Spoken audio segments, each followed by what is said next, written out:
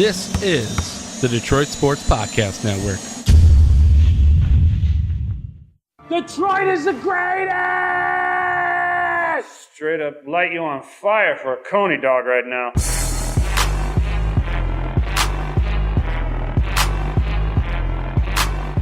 Darren McCarty comes back with Neiman in front of him. McCarty draws. McCarty in. McCarty scores! A magnificent goal! Darren McCarty!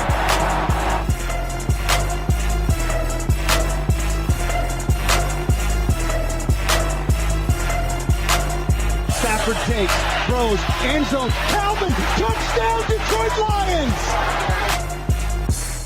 What's up, everybody? Welcome to another episode of the Motor City Sports Rant on the Detroit Sports Podcast Network in Michigan, in the metro suburbs of Detroit.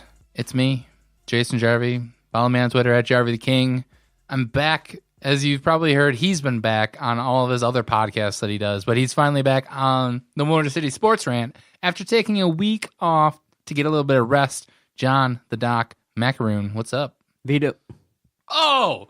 You know what? I'm done. That's it. You're done, right? Done. I'm going to leave this in here. You can do this podcast by yourself the rest of the show. I called you by the wrong name. That's kind of funny, isn't it? Well, I like I said, I've said that name now because I do two with him every week. So that's how I usually start the show, Jason. See, taking a week off is not good for me. It's not. It's just not. I'm sorry. This is bad. Hey, that's unbelievable! Listen, Jason. Oh, Listen. Play all those for you. Listen, Jason. The good thing I was really is looking for the Vinny. Why? why? no! Why? Yeah. The good thing is that this portion of the show is sponsored by the Motor City Pawnbrokers. Go to MotorCityPawnbrokers.com, a fine sponsor of the Detroit Sports Podcast Network and the Motor City Sports Rant. Look, it happens. I took a week off. You make the mistake, and here I am. Sorry about that. Well, you got all those drops. You know who should apologize? The Detroit Lions for what they did to us, getting everybody all riled up. Everybody had hope that this team would turn the corner. Nobody wants to believe that the Lions are really a 500 team because they performed so well in their two-game winning streak. They played well. They took apart the Miami Dolphins, and the last performance that they had, they were great. The offense was purring. The defense was, understandably pressuring Brock Osweiler, and the Miami Dolphins were not able to keep up with the Detroit Lions, and they made a trade. So when you go and upgrade your defensive line and you bring in a guy that's supposedly one of the top 5 run stoppers, I wouldn't expect that they would have given up over 100 yards rushing, but it happened.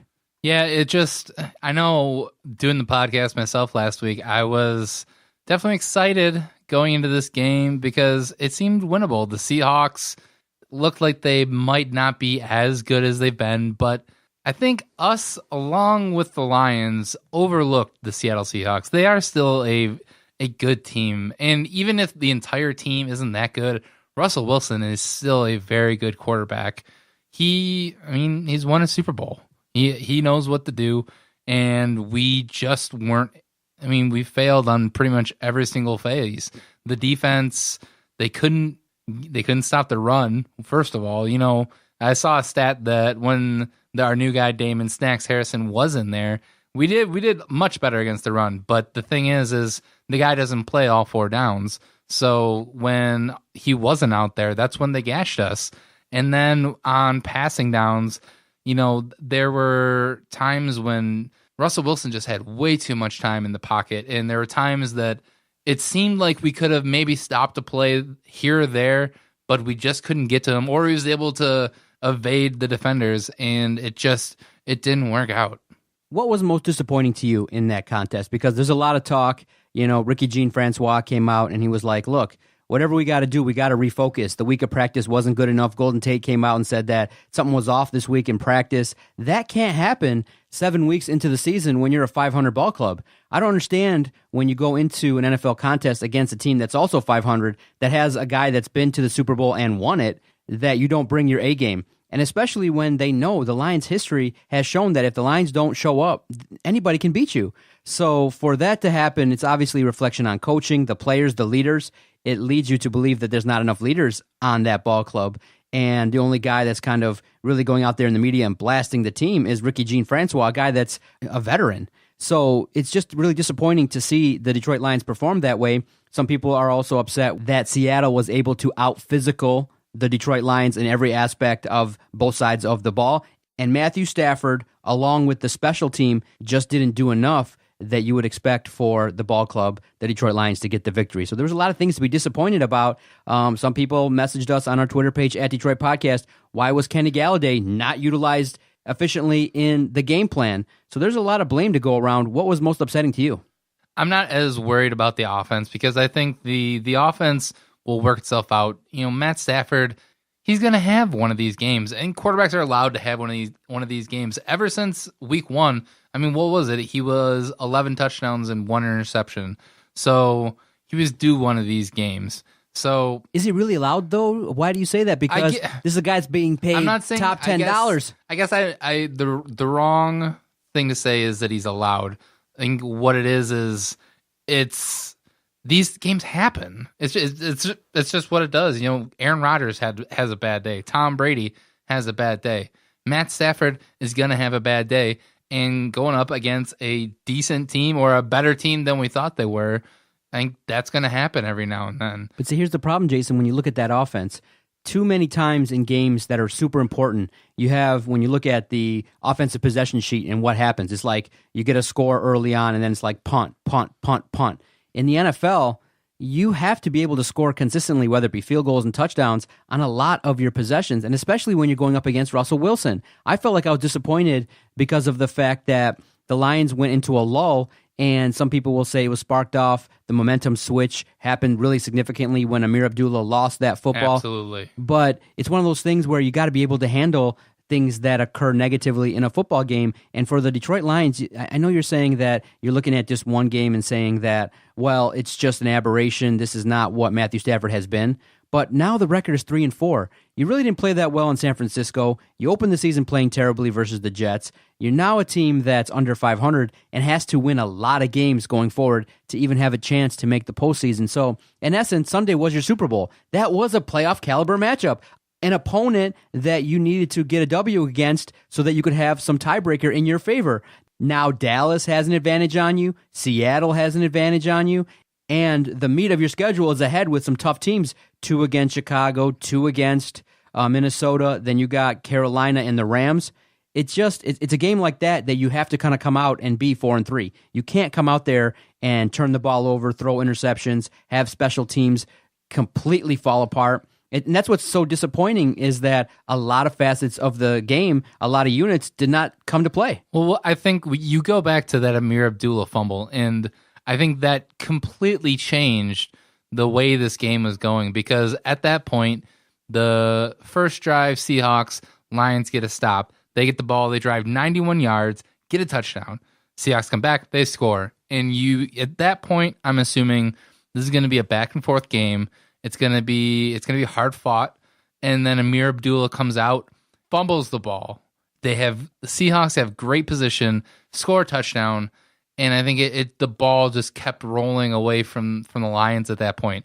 I think if you want to blame this on the offense, you have to blame it on the offensive line, because I think what you saw in that Miami game is that the run game, that made Matt Stafford a much better quarterback. When you have that run game and you have that blocking, then you're able to do a lot more on offense.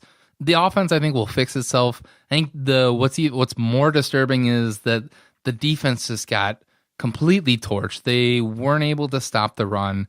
And Teez Tabor, my God, the man, I didn't tweet it out like I did with Amir Abdullah, but Teez Tabor, that guy, he should not be on the team. I'm honestly surprised that he didn't get benched. I mean, it might be because they just don't have the bodies in the defensive backfield to put in there. But Teez Tabor, they were clearly targeting him, and he just got lit up. I want to bring something up to you because you kind of caused a firestorm on Twitter. Do you think you overreacted and have fans overreacted now when you get a chance to look at the film actually? Amir Abdullah just didn't fumble the ball. The defender really kind of shot in there, and he put the helmet to ball, and the ball was jarred loose. You tagged Amir Abdullah, and you were not happy. A lot of fans that messaged us on our Twitter page were not happy. People are wondering, why is Amir Abdullah still on the team? What level of contribution does he really actually have? He's a guy that kind of represents to all the fans the Martin Mayhew era. But when you look at the film, it kind of looked like that it was a solid football play from the Seattle defender. Do you think that, now looking at it, that you may have overreacted by tagging him and requesting that he just be flat out cut, because he was still out there, and you would think that if it was just a mistake by Amir Abdullah, that he would have rode the bench the rest of the game? No, absolutely not. I have zero regrets on that tweet, because this is all we've seen from Amir Abdullah. It's not like we've had years of him being a great kick returner and a great running back and being able to hold onto the ball. There might have been, I don't know, about 5 minutes in like his first game as a rookie. I think it was against the San Diego Chargers when he had a great run, and we were like, oh my God, maybe we have the next running back for the Lions. And he's been just a big disappointment ever since. Can't stay healthy, which I'm not going to completely blame him for him, but if you're not going to stay on the field, then stay off the field. And if you can't hang on to the ball, why are you out there? Why does Matt Patricia put you out there? We brought up a guy in Brandon Powell to be the punt returner. Let him be the kick returner too. Give it, if you believe in that guy that much, let him be the kick returner. Give him those opportunities, and at least give him the opportunity to fumble the ball. And because it makes zero sense to me why you would keep trotting out something that is a clear failure. So you're not happy. Amir Abdullah should be gone, in your opinion. He should. I mean, he can stay in the Lions, but he should never, ever, ever touch the ball. Or if he wants to be on the kickoff, on the actual kickoff team, not the kick return team. Man, it was just a killer momentum play, huh? It sucked the life out of the stadium. It literally did. I think it completely changed it, because if the Lions get the ball there, you have another opportunity. What if we go down and score, and we're just trading back touchdowns? And we didn't have that opportunity because he fumbles. They're able to score within like 3 or 4 plays, and then it just didn't work out. See, here's the problem right now, too. Everybody saw Russell Wilson, lead the Seattle Seahawks to 3 straight touchdown drives, and he was just moving the ball all over the place. The running game showed up. They were able to just really do whatever they want. They out-physicaled the Detroit Lions, and it got to a point where everyone was like, uh-oh, when it was a 1-touchdown lead, 2-touchdown lead, 3-touchdown lead, and everybody was like, this cannot be happening right now. Russell Wilson showed up, and they played with desperation. The Seattle Seahawks showed up with a game plan that just said, look, we're going to run the ball down your throat, and we're going to score touchdowns. And the Detroit Lions were not able to answer. And then now you look at your own quarterback, Matthew Stafford. How much blame do you give him for that performance? Because he did have turnovers, and when I evaluate it, I say this. In big games, in big moments, how many times are we going to have to endure Matthew Stafford turning the ball over, not being as efficient, not leading the team to too many touchdown drives against good opponents? Because some people said, and I could maybe make the argument that, you know what, sometimes in a game where you are getting out-physicaled, where you kind of need to be in a shootout, Matthew Stafford needed to step up and keep that offense going and score points. And sometimes there are games that you need to be a superhero, that you got to just put the team on your back and zing the ball all over the place like an Aaron Rodgers, and no matter what, get your team to that 4th win. That was a game that was such a big game, and Stafford kind of failed to deliver. And so it's not his fault. I mean, obviously, you and I can both sit here and say it's a complete team. It's not his fault. You win as a team, you lose as a team. It's not his fault. But somebody messaged us, and I now start to agree too, because I've said it in so many different ways. But people are saying, look, Stafford's not the problem, but is he necessarily the solution? And so now you're stuck right in the middle, because this is a guy that can get you wins, but do you want a quarterback like a Dan Marino, like a Jim Kelly, that gets you to the dance, that gets you some playoff wins, but then when the time is right, the time is now for him to then take the team over that hump, he just doesn't get there. There are some quarterbacks, it's not the it factor, but it's the ability in big moments to create big plays. And Matthew Stafford, for whatever reason, when you just absolutely have to have a win, and when you just are desperate for a win and you need him, you can't count on him. You can't count on the team for a win. And so that's why a lot of people are upset. They're frustrated because they look at it now, and it's like 2018, you're 3-4. You're going to have to go, let's say now there's 10 games left. You got to go 7-2. the rest of the way. 7-2, 7-3 to get there. 7. So there's get my math right. So 16. There's 9 games left. You got to go 7-2. So what you're 3-4 right now. Who's gonna really look at that schedule and find 7 wins on it? It's going to be impossible because you play the Rams and you play Minnesota. That means you're going to beat everybody else on that schedule. Come on now, it doesn't look right. You're staring 7-9, 8-8 right in the face. The possibilities are there. Like you have to look at both games. You have to look at the Seahawks game and you have to look at the Miami game. And I think you can almost after that bye week that we've now seen both sides of the Lions going into this next game on the road at Minnesota, a division game. I think this will really be a telltale sign of what the Lions are going to do the rest of the season. If they come out this week and they're on fire and they put up a fight and let's say they actually get a win in Minnesota, then I think you can still say that they're going to have a fighting chance the rest of the season. But if they come out and we see a lot of the same things that we saw with Seattle, because Minnesota they're a banged up team. They have, Dalvin Cook's been out for forever. Their offensive line, they have I think their left side they're both hurt. And I think the Vikings are a vulnerable team, but they do still have their own weapons. Kirk Cousins is still a good quarterback. They have arguably 2 of the best wide receivers in the league in Stephon Diggs and Adam Thielen, which I think is crazy to me that both of those guys are doing as well as they are. But if they come out and they just get torched by the Vikings, then yeah, this season is probably not going to end in a good way. I think you're probably looking at 7-9, 6-10 at that point. See, that's what I'm saying is that sometimes you need a leader. Why is it that... But those guys you mentioned, like Dan Marino and Jim Kelly, those are generational guys. If you took Matt Stafford, I bet you there's at least 15 teams in the NFL right now that he would be the starting quarterback for. Okay, but sometimes you just realize that, you look at what the Raiders are doing. They said, look, it ain't working. And I know... and then they also said Derek Carr is our quarterback. Yeah, and they look at it and they say, we're taking a long-term view. We're going to acquire picks.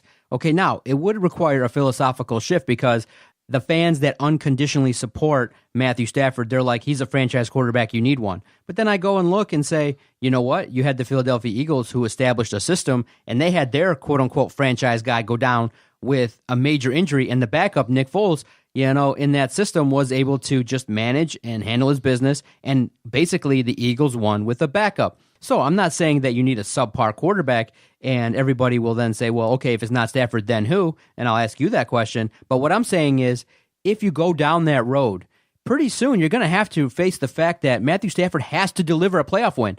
He has to give this fan base some hope that this team is moving in the right direction, because this fan base, like you saw in Game 1, does not want a 7-9 to 8-8, 9-7 team. They want a team that sometimes can go 13-3, and that looks like the Kansas City Chiefs, or looks like, heaven forbid, the LA Rams. Look what the Rams are doing. They are undefeated. They have won 8 straight contests and are 8-0. And you look at it and you're like, holy cow. They have the best running back in the league and arguably the best defensive front. Yes, and they've built a team, and they got now a second-year quarterback on a rookie contract, and they could have some ultimate success this season. And so it would require a philosophical shift and say maybe we need a quarterback that's just a little bit less talented than Stafford, but maybe has a little bit more gumption, a little bit more grit. Maybe you take it year by year and you find that quarterback that's hungry, like a Case Keenum for a year or two, and you move on until you find that quarterback in the draft that you think can be the next Stafford. And there are guys in the draft now that probably aren't going to get you that success, but here's the part that I'm willing to do. I'm willing to sacrifice the next 2 or 3 years if you believe in retooling and restocking and making a push for the Super Bowl. Now, I do think that under Bob Quinn and Matt Patricia, they have the right vision, but do they have the right talent to fulfill the job? And the number one target that everyone's looking at and evaluating is you can't get it wrong. If Matthew Stafford, remember, he's been in 3 postseason games and has not won any of them.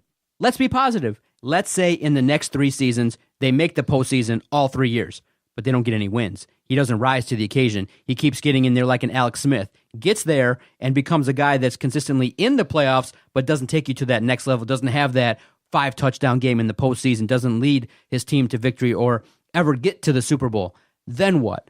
At what point are you willing to pull the plug? Is it just, hey, when he wins that first playoff game, he's a hero and he's a quarterback for life here? I'm starting to hear a little bit more rumblings. I mean, I put out a ridiculous question, honestly, and I responded to a fan, and they said, look, I want to trade. I noticed that Jay Cutler went for 2 draft picks, 2 first-round picks. Maybe we should entertain the Lions making some phone calls, maybe to the Giants or the Broncos or someone else, and entertain the offer of 2 first-round picks for Stafford. Now, it's tough with the salary cap, but at some point, we have to realistically evaluate, can Matthew Stafford get you to the promised land? And I'm losing hope that he's part of the solution. So you want to know my honest reason why Matt Stafford is my quarterback and why he is for the inevitable future? Go ahead. It's because I am scared. I am scared, and I remember the early 2000s and what the Lions went through that with the string of Joey Harrington and Mikey McMahon and John Kitna and Dante Culpepper and Gus Frerotte, and it was just... I'm glad you made that argument, but Jason, really, in the end, in 2018... Hey, I'm not done. Isn't it Doc. equivalent? I'm going to add a layer to this. I'm going to add spice to your cake here. Isn't it the same? I want spice in my cake. I like a good yellow cake, John. Let me finish my argument. I don't want... Right now, as the Lions, I know, for better or worse, Matthew Stafford going out there is going to give us a shot to win. Maybe in your scenario, if in 3 years our system looks a lot better and we're making the playoffs consistently, and the reason is clear that Matt Stafford just isn't getting us over that hurdle, then I would be a little bit more apt to say that. But not knowing what the Lions are going to be in the next 3 years, I know Matt Stafford gives us a chance. Our team right now, as it is, we can't play that way. We can't afford to play that way. We need to build. We need to build this thing up. See, Jason, I need you to entertain the notion that it's equal. I mean, if a team doesn't get to the postseason at 4-12 and they get to the postseason and lose, or they get to the postseason at 10-6 and lose, it's the same thing. There's no hope. It's the same equivalent. And I say, look, if you have a quarterback that you pick up and he's on a rookie deal and he goes 4 years, doesn't make the postseason, then you move on. This is a decade. And so it's an equivalent. It's there's been no success then. There's been no success now. I mean, so it's equal. Realistically, though, what is success to you? What I'm saying is the Detroit Lions. What is success for the Detroit Lions? Consistent. What do you want? 10-win seasons, getting to the postseason, a trajectory towards consistent playoff wins, and getting to the Super Bowl. I want a Super Bowl. That's what I want. Win it all. And yes. You know how many quarterbacks win Super Bowls? When you look at it that way, what is the difference between Matt Ryan and Matt Stafford? There's not much. You know, you have to ultimately you look at winning a Super Bowl is all that you really want. You can go in, you can win as many playoff games as you want. It doesn't matter if you don't win a Super Bowl. And so I respect your argument that you believe Matthew Stafford can get you there, but year in, year out, they might not make the postseason in 2018. And now we go to 2019, and you're going to have a guy in his 11th year who's now only been in the playoffs 3 times and gets there. I mean, you got to look, Tom Brady's been in the playoffs every year. Drew Brees is in the playoffs quite a bit. It's a big deal if he's not. Aaron Rodgers is in the postseason quite a bit, has had some heroics. And so what I'm saying is, when you look at Matthew Stafford and what he brings to the table, at some point, there has to be a little bit of faith that this guy can consistently take this organization by the balls and get a lot of wins. And right now you're sitting at 3-4. That's what the Lions need to do then, is that they need to go out. They need to try and find, if there's anything that I will criticize the Lions about, is that they haven't even tried to bring in a rookie quarterback. You know, they brought in Jake Rudock, and that was a joke. He's not going to be a legitimate starter in this league. I would have loved for them to take a long shot on Connor Cook, because I don't even know where he is anymore. I'm pretty sure he got cut by the Raiders. And it's like, I would love for them to actually bring in somebody to maybe give us that option. Now, let me give you a fair assessment of the Lions. Okay, now based on their history, they didn't make the postseason consistently, and there was no hope. Now you have an organization that is a little bit better, that's in the 7 to 10 win range every single year. But based on the fact that this Lions team hasn't won in forever, everybody's starving. Everybody's hungry. So 7-9, 8-8, 9-7 for the last 2 or 3 years is not good enough, especially when Bob Quinn comes out and says it's not good enough and fires the coach and brings in his guy. So everybody's sitting here going, we need more. We want more. We got a quarterback right now that's leading us in that trajectory again to be 8-8, 9-7, and nobody's happy. We want a quarterback that can consistently for the next decade win 10, 11, 12 games, get to the postseason, have home field advantage, and be able to consistently win. When that doesn't happen and everybody praises him for the fact that he has a lot of stats and he's the best that you've ever seen, what I'm saying is at 8-8, at 9-7, yes, that's better than being a 4-5 win team with no hope. But being a 7-10 win team that lets you down every year is probably even worse. So I'd rather have a 3-win team with no hope than a team that's around 500, that's an 8, 9, 10 win team that squeaks into the postseason and has no chance of winning. So that's what I'm saying is I don't want my organization to be a tease led by a quarterback that's being paid like a guy that has done something in this league. And so that's where I'm frustrated in that, yes, the Lions are better. Kudos to them. Yes, Stafford's not part of the biggest problem. He's not the biggest problem that they have. He's like the 6th problem. But it's still an issue that the leader of the team doesn't have a playoff resume, in big moments gets outplayed by the opposing quarterback, and that's where it is that I don't want to be a 9-7 team just trying to hope and pray that your opponent loses in the last 2 weeks so that you get in and then get destroyed in the first round. That's consistently worse if you did that for the next 4 years than it would be just to be a 4-win garbage team that drafts high and to be terrible. I'd rather be the Browns than the Detroit Lions right now. Man, you talk so much crazy stuff. It's not crazy. The Lions are a big tease. Look, Jason, this team is going to be a 9-win team forever. What is your realistic solution? So you say, if not Stafford, then who? Because you asked me that question, and I immediately said, nobody. There's literally nobody out there. The only way that you would be able to find that guy is basically it's playing the draft lottery. It's sheer luck. It's trying to get somebody and hope that he turns into something. Russell Wilson is a 3rd-round guy, ended up being the starter over some dude that they paid a ton of money to, and now look where he is.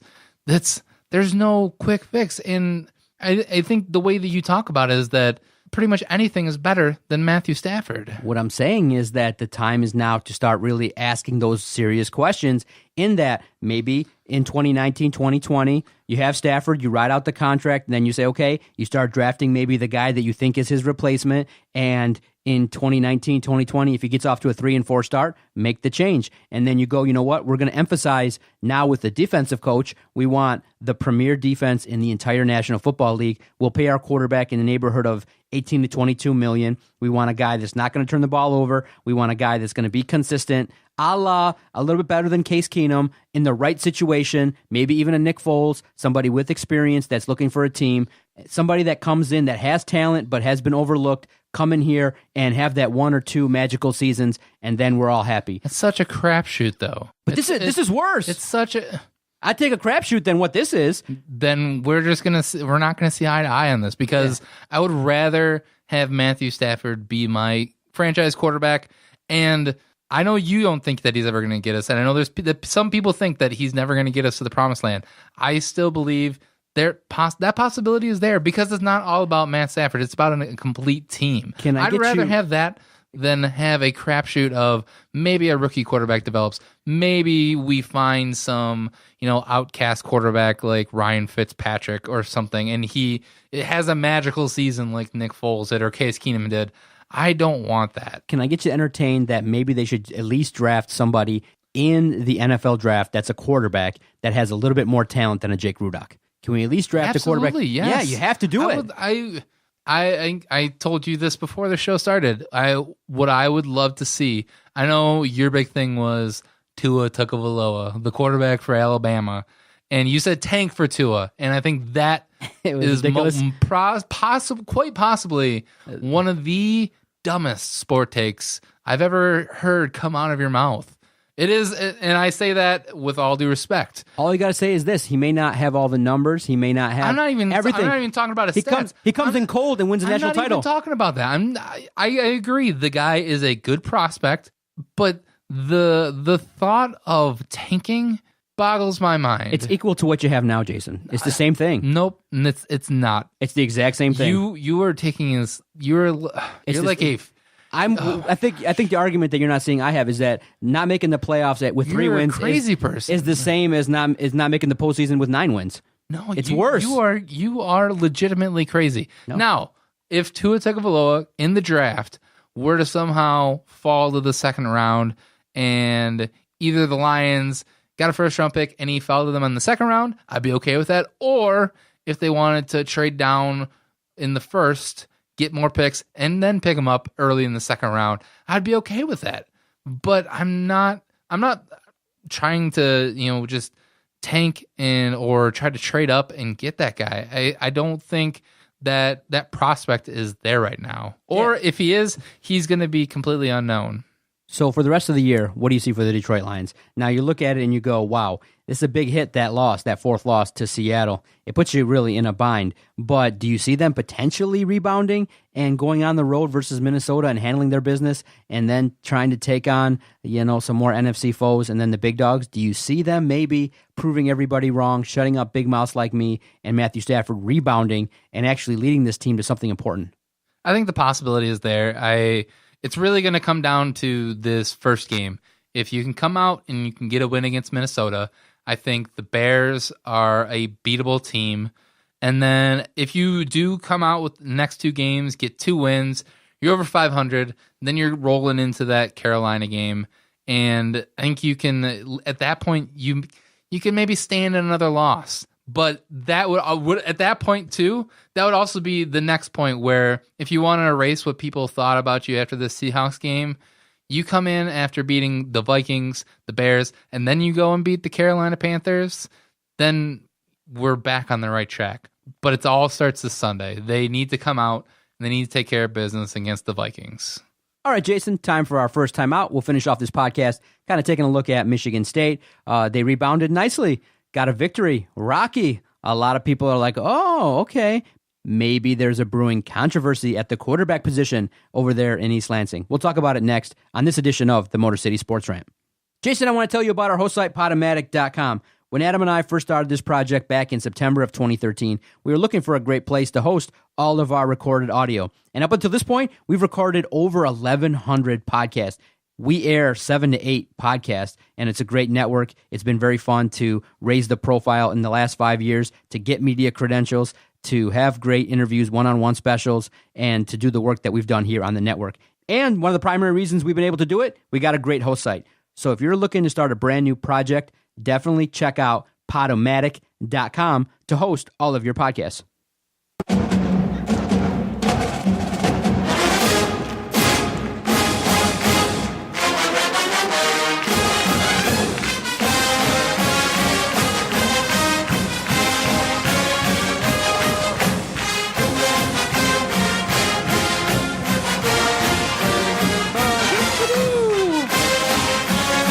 Sports Rant, Detroit Sports Podcast Network. Love that song. It's a great tune. Love the Michigan State fight song. So good. Makes me feel good inside. It does. Good victory versus Purdue, man. It was nice. Rocky came out and kind of led the offense, and the defense held their own. It was a nice win. It kind of helps you get back on track to earn that 5th victory. Now you only need one more to qualify for a bowl game. But the situation in which I had an opportunity to go to that game is a rainy Saturday. My wife's boss was like, hey, guys, he's given us tickets before, and he's like, hey, I got a parking pass, decent seats, you want to go? And I kind of was like, I got clients, and it was late notice. It was on Thursday, and it was a noon game. The weather wasn't going to be nice, so I turned it down. I didn't go. I haven't been to a game in East Lansing in like 2-3 years. And so I said to myself, I missed an opportunity to see them win, but it was good that Mark D'Antonio rebounded, and it's good at this point in time to start the process of basically this is an extended training camp for 2019, and to see a quarterback, Rocky, kind of look the part and not look abysmal was great to see. And to everybody's surprise, they played Purdue pretty tough. Everybody thought that Purdue would ride the momentum and be able to handle their business in East Lansing, but they just weren't able to handle it, and it was a big letdown for Purdue. But Michigan State, the Spartans, 5-3. They got a big contest coming up in a couple of weeks versus Ohio State. So you look at it and you go, try your absolute best to handle your business and not get blown out in these next couple games, and try to, get bowl eligible and elevate your profile by going to the best bowl that you can.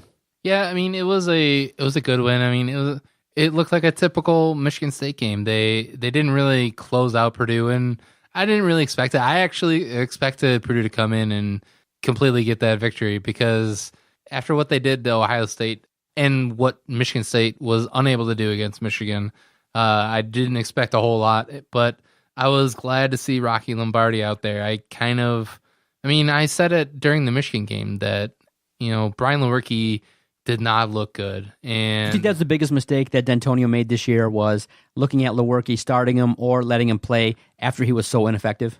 I think that's the biggest mistake he's made. Sticking with him after being so ineffective, that's got to be it, because he's loyal. I talked about it on the podcast that he's loyal to a fault to these guys. And if I was D'Antonio, if I was that coach, after what Rocky Lombardi was able to do in this game, I think you ride him now, because you got a redshirt freshman who is now riding a victory. And from what I've read is that the dude is he's a leader. And I'm not trying to question Lewerke's character, but I think we need this kind of shot of invigoration in this team. One of the big highlights you saw from that game is Lombardi rolling out and just completely stiff-arming like a Purdue linebacker. I think Lewerke has that ability, but I think it's also time for Lewerke to maybe step back, try to get, coach Lombardi up and be a good teammate. And we saw that in a guy, Andrew Maxwell. And he was supposed to be the next guy. I think he was the guy after Kirk Cousins, right? And he was supposed to be the next great Michigan State quarterback, and it just didn't work out for him. And I think that's where we are with Brian Lewerke, that it's not working out with him. So we got to move on, and I think this is the start of that team. What skill set does Rocky bring to the table that impresses you that Lewerke doesn't have? Is it just the fact that, because you got to remember, Lewerke's hurt. The running game hasn't been anywhere near as consistent as Mark D'Antonio would like. And you got to remember, Lewerke looked good in 2017. He's regressed, but at the same time, when all of your receivers are hurt and your big-time playmakers aren't there, in combination with the fact that you're hurt, it just kind of leads to a down year. Maybe if he wasn't hurt, and maybe under certain circumstances, Lewerke could look like a serviceable quarterback, and he might, maybe even a good quarterback. But, how good was he last year? Where did he get us? The time is now to really make that change. Nick, and I'm not really trying to compare it, but yeah, Nick Saban had Jalen Hurts, who was an amazing quarterback for his entire career. In the national championship game, midway through, switches to another guy, and they go out and dominate. One of the all-time great coaching decisions of all time.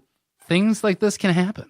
So you look at it, the Michigan State Spartans should have a solid above-average chance of defeating Maryland to get to 6 wins and to get bowl eligible. A massive contest now in Ann Arbor. You got Michigan, they're taking on Penn State. The revenge tour is continuing. But in talking about Michigan State, are you buying or selling the program right now? Because it's a situation in which you look at that talent, and there's a lot of young talent that can evolve and get better.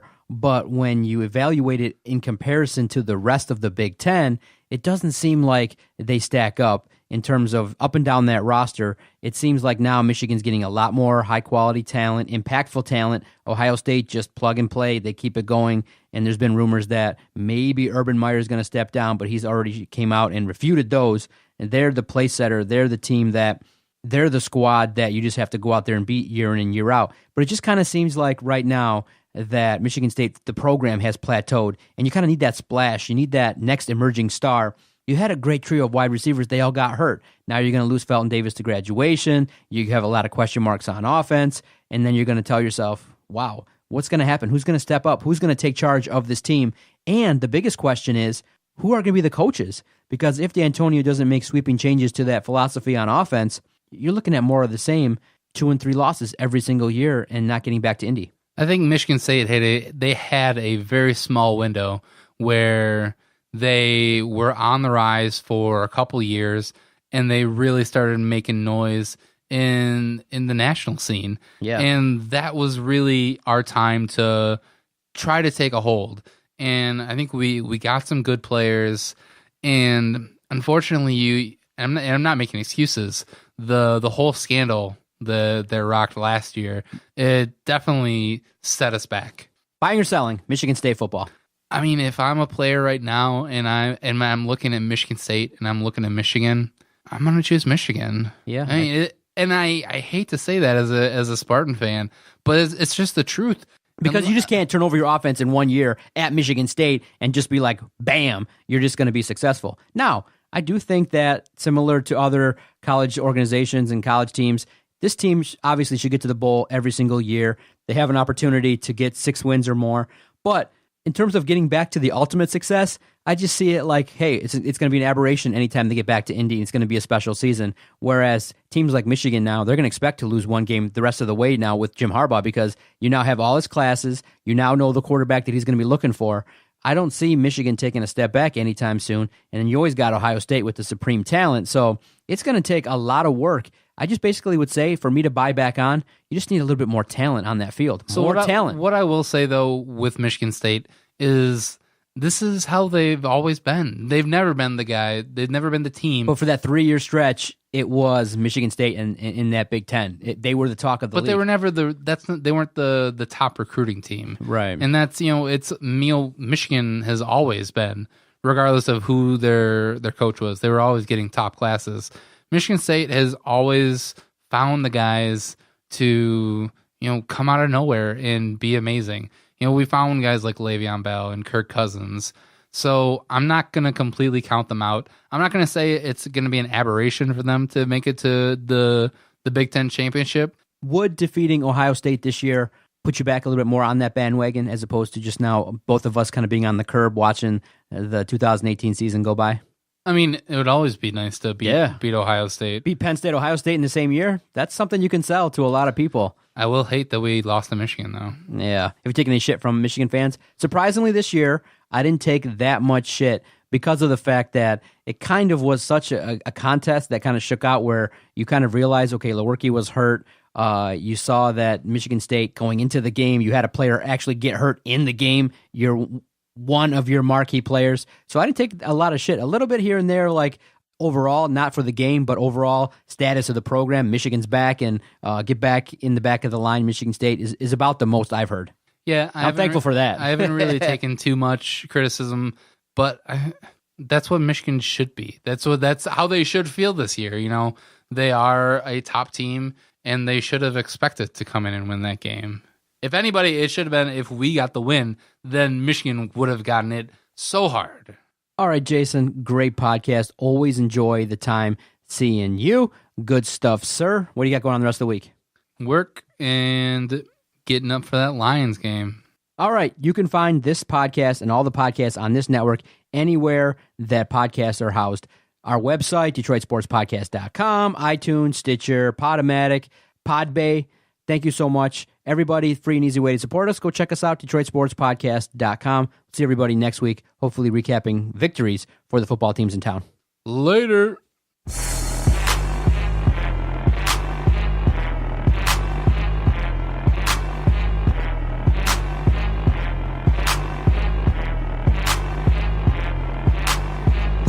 Okay, nice idiot. F you. Bye-bye.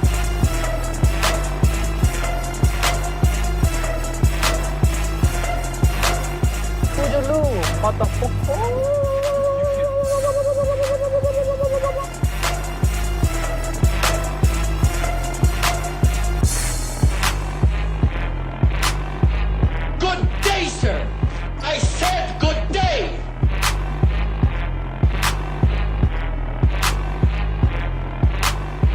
All right. Take care now. Bye-bye then. Loser.